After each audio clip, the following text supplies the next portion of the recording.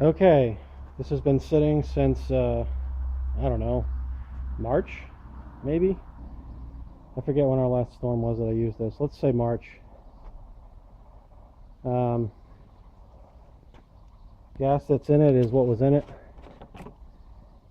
I checked the oil, it's good.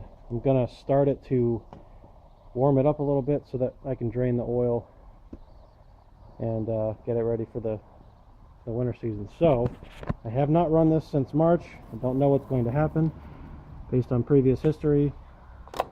Turn the choke all the way up, set the throttle to, I don't know, somewhere in the middle, prime it maybe 3 times and see what happens. Wow,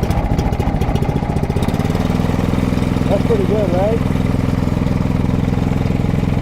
Pretty good.